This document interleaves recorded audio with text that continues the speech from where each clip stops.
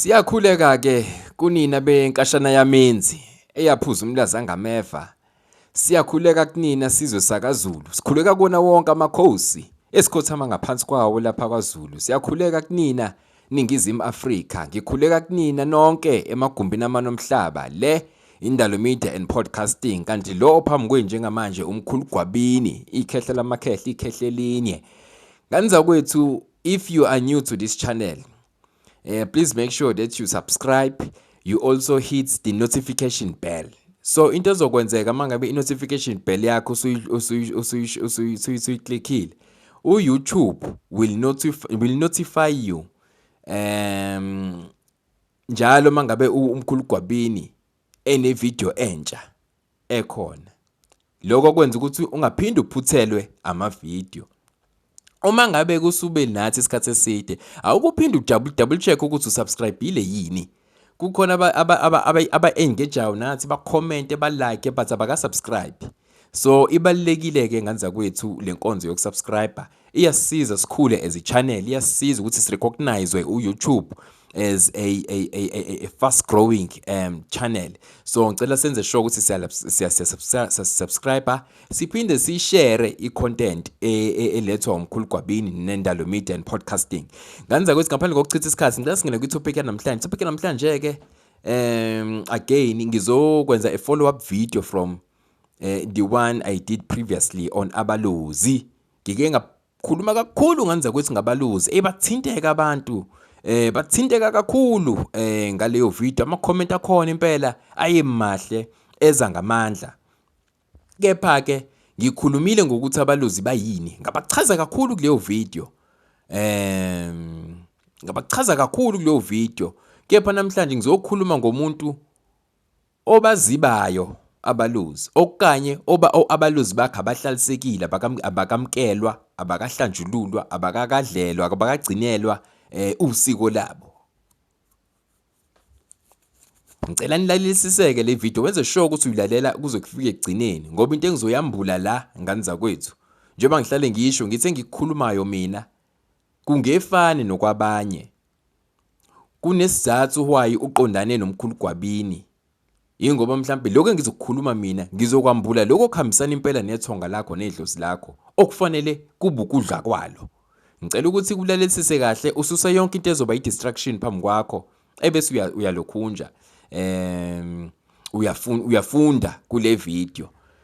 Kanza kwethu abalozi ngeke ngabachaza ukuthi bayini kwi video yami. Ngizoke ngi-attach i-link kwi description section. I-link nje yale video engikhulume ngayo kakhulu ngabalozi izoba lapho. Kepha namhlanje ngizokhuluma ngomuntu mina odembeselayo ukulungisa lento, odembeselayo okanye ongawunakile lo moya, okanye ongawulungisi ngendlela okuyiyona.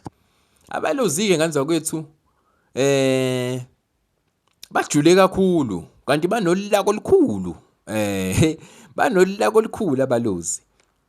Abalozi ke nganza kwethu nizokhumbula ukuthi ngike ngathi mina ilanguage yabo ikakhulukazi ilanguage yamakhwela. Ikhwela kukuzulizwe, kufanele ube nezindlebe uzwe. Iyona language abayazi kakhulu. Labantu lamakhehla sendulo kakhulu developer lo moya wabalozi. Babekade besebenzisa, babekwazi ngisho ukufunda inyoni. Babe nobudlelwano obuhlukile nezilwane zasendle, ikakhulukazi izinyoni. Babe itadisha inyoni. Kunenyoni ababazi mangabe kade beyempini babuya bengaphelele. Uma ngabe kade befudukile babuya bengaphelele. Kukhona inyoni ababazi ukuthi make kwaqhamuka inyoni i-vulture, inqa, yayonyaka yandizela ngakuleya ndawo. Kusho ukuthi ngakuleya ndawo kungenzeka ukuthi kukhona omunye wethu ophangalele khona, oshonele khona, ngoba leyo i-vulture iyohlala njalo ilandela isidumbu. Carcass, kungabe ilokhunjana yesilwane noma yomuntu, kodwa into enjani eyisidumbu esiqala ukwenza njani ukubola, ephila enkulu. Ebese sebeyazi ukuthi nje le nyoni la asike sambe siyobheka le nje basidukelwe abantu abathize kade siyempini. njengoba sidukelwe amabutho athize kade senjani sidingisiwe sifudukile. Kulandelwe i-direction yaleyo nyoni ukuthi indizela ngakuphi. Ngampela abantu mabefika lapho basifica isidumbu selinye lezibutho noma amanye amabutho akade salempini. Badevelopa ilanguage yokuzwa inyoni ukuthi mayikhuluma ithini. So ingakho umuntu ozombathwa ilobukhosi bomoya ilobukhosi bedlozi elalisebenza ngabeluzi, kubalekile ukuthi ezwe alalelisisa izinto. Umoya odinga ukulalelwa ngoba nawo uyalalela kakhulu umuntu onabaluzi nganza kwethu. Ingakho ngihlale ngisho ukuthi ngangakuveza kwenye ivideo yami ngithi mina ngidonsa ngaba abaluzi. Ingakho ngikwazi ukuhlolela umuntu elekude esingakaze sibonane ngoba ni umoya womoya, umoya wemimoya, amakhosi asemoyeni lawo okudonsa. So sengibuyela kwitopic yethu ke ukuthi uma ubuphi ubungozi obuza nalomoya mangabe ungahlalisekile kuwena noma ungamkelekile noma uzibile. Uzohlala la emadlebeni akho. Umlozi nje uqala nje kwawo kuzoba khona izinto engajwayelekile ezenzeka endlebeni yakho. Mhlambe uzohlala uhlale ube umuntu ongathithi khona into engathithi ithi khohlo endlebeni. Mhlambe kwenzeka endlebeni eyodwa yangaka left okanye kwenzeka endlebeni yangaka right. Kepha isikhathi esiningi uzoba ngakuleli side abaluzi abaqhamuka ngakulona. Angithi siyazi ukuthi ngakwesokunxele isandla sokomalume sakoma, ngakwesokudla isandla sakuphi sasekama ngabuzalelwe emshadweni. Konke okwenza ukwenza ngasesandleni sokudla, kodwa konke okwenza uma uzalelwe ekhaya ukwenza ngasesandleni sokunxele. Okusho ukuthi ke mangabe bekhala ngakwesokunxele kuyakhonjiswa lapho ukuthi abeluzi, umoya wabeluzi owuthatha ngakomalume unenkinga uhlalisekile. Kodwa mangabe inkinga izoba ngaka right kuzosho ukuthi hayi umoya wabaluzi bakinike manje la ozalelwe khona okhulile khona udinga ukunakekelwa. Angisho ukuthi angeke kwenzeke ndawo zombili ngesikhathi esizodwa, naloko futhi kupossible, kunayo meaning futhi yakhona nayo ehlukile ejulile. Kepha ngicela sifocus ekuthenini uzoba nalobhlohlohlo obuba khona. Mhlambe kube khona ikhathi la indlebe khona eyodwa ivesana ivaleke nje, futhi ngesikhathi ivaleka lento iyakufrustrate cause yenza impilo ingabi normal. Ubazibileka abaluzi okanye awukakabamkile, abahlalisekile kuwena, okanye bayakucela bayakubiza ukuthi sondela uzosigcinela usiko lethu, kodwa wena awuwenzi ngenhloso noma ukwenzi ngobungazi noma ukakakwenzi ngoba usanalento mhlambe kunalento ke eshaya ingane zakamoya, i-procrastination. Ukudembesela, ukuhudula izinyabo. Into isivelile kufanele yenzeke kodwa wena still uhudula inyawo. Uzoba naleyo nkinga ke yamadlebe. Now into yamadlebe ijule kakhulu nganza kwethu. Izovaleka ikhala amadrum, ikhala ubutswitswitswi, okanye kube ngathithi usondela kwi-waterfall uzwe ukuhaza kwe-waterfall either endlebeni le yanga right noma yaka left okanye kanye ngesikhathi esisodwa ndawo zombili. Okanye uzi ubutswitswitswi emadlebeni kodwa boku-irritate ngoba ngokomthetho ufanele bayaqhuma labo bantu, kungakhali ubutswitswisi, kungakhali i-waterfall, kepha kuba amazwi akuxoxelayo ngoba phela umuntu onabaluzi uyayuxoxelwe. Uma ngabe nje kukhona umuntu ozoza kumina i-walk-in client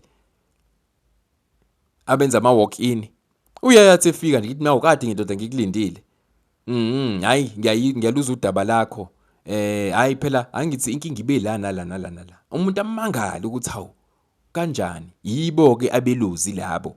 Why kube njalo na emoyeni abeluzi? Uzokhumbula phela ukuthi abeluzi babesebenza ngokuthumela ama message ekuthenini nayi impi yeza, ngosuku oluthize kuza impi, ngosuku oluthize kuzongena isigodi esithize, wakusenda lo ma secret messages, lo ma secret code ayethunyelwa. Ingakho nawe mangabe usebenza ngomoya wabeluzi kakhulu njengathi bathi befika abantu kuwena asebekuletheli basuke sebekulethelile imoya yabeluzi imiyalezo ukuthi khona umuntu ozayo okanye khona abantu abazayo abanesiguli esiwukuthi nokuthi abeluzi ke labo nganza kwethu.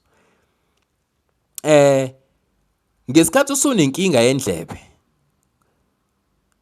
in a very extreme case yabeluzi, uzohlushwa isiyezi uzoba dizzy. This dizziness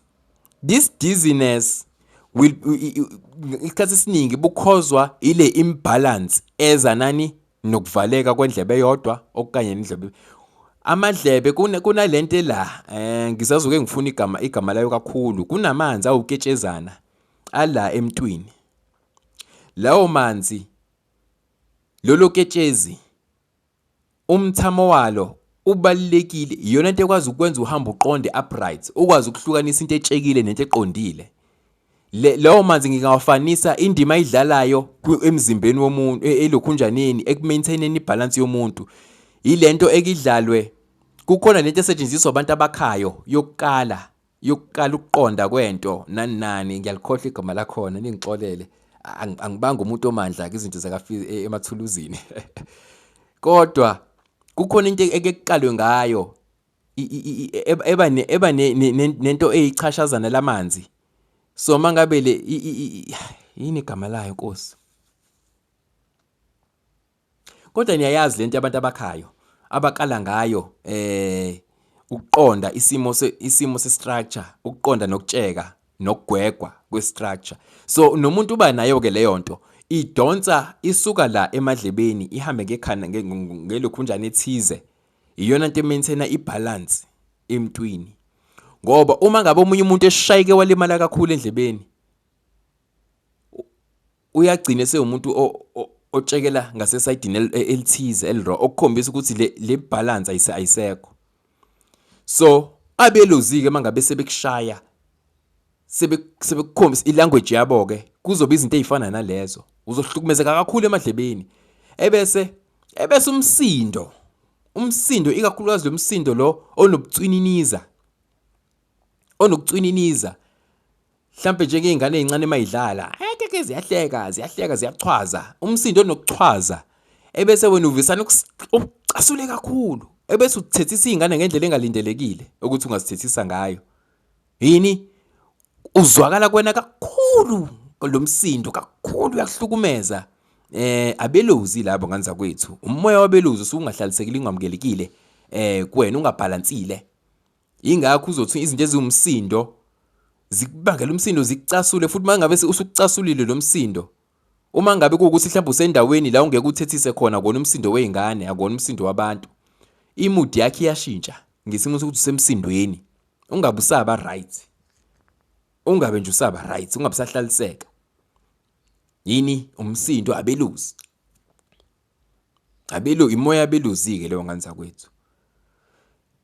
Kuzohamba kuhambe labeluzi bakho ngokomthetho noma ngokujwayelekile, since kwakuyibutho elithize leli elihambela iganga, babe interactor nezilwane njengamabhubisi, babehlangana nezilwane enjengama leopard, ama-cheetah esigangeni emahlathini abasuke bebhace kuwona becashe kuwona. So lapho ke ingane zakwethu kuzoba khona isimo sokuthi mangabe iphupho lakhe likukhombe kuphi, lezi zilwane bona uzibone kuphi zilaphi, zisemanzini, okukhombisa ukuthi abaluzi bakho kufanele uyoba njani, uyobahlambulula kuphi, emanzini, ubagcinele usiko lasemanzini. Ijulileke nganza kwezilento yabaluzi, ijule kakhulu. Ngizoloku ngwenza ama video, ngizokhuluma nemoya ngigxile kuyona ngokuhlukahlukana kwayo, nomndawo ngisazoke ngene kona ngigxile, nendiki ngisazoke ngigxile kulona. Le video njengoba ngiyenza bengicelwe omunye wabalandeli bendalo media and podcasting ukuthi mkhulu awukuzindle ukugxile kabanzi ngalomoya wabeluzi, usilungisele wona, uxoxe ngathi, usifundise ngawo lo moya wabeluzi. Nganza kwethu Ngaphezulu kwalezo impawu esengiyibalulile, imoya ehambisana nokucanuka kakhulu leyo. Umuntu olungisa yonke into ngokudinwa nangokuduba, abeluzi isikhathi esiningi lapho. Isolution yakho nje wena ezintweni eziningi uyadinwa kakhulu noma udube, noma ukwenza kokubili, udinwe udube. Ekudubeni kwakho engathi ungasuka kulomuntu okubangela lokucasuka. Angithi phela amakhehla kudala kwakufike kuliwe kuhlukwane. Kuliwe lezo zimpi kuhlukwane. So bayijwayela lento yokuthi mabe confrontwe isimo esibaphatha kabi, kuzofanele egcineni kosuku basuke la ekwenzeka khona lokho xokoxoko. Uzobe isimo esinjalo ke sokuduba kakhulu, udube ngisho la ekahlehle ozosizakala khona. Kodwa still udube, ukhumbule ukuthi lo moya unobukhosi, khona kunjalo. Omunye umuntu oseceleni akubuka athi, hawu kodwa uSibani akazehlisa ingane ngoba isimo sikanje. Kodwa umuntu onabelozi angeke azazehlise. Angeke nje azazehlisa. Uhamba ngisho angaduba ngisho ashiye umsebenzi. Ashiye lento emnikeza isinkwa. Angithi inobukhosi lento ayifuni ukusubmitha. Kodwa futhi injani i-violent kuyena ngoba ihlalisekile. Ihambisana ne-anger eningi. Amoya yabelozi. Nganza kwethu lo umkhulu Gwabini le Indalo Media and Podcasting. Ngicela simile sihlangane futhi ku-episode elandelayo.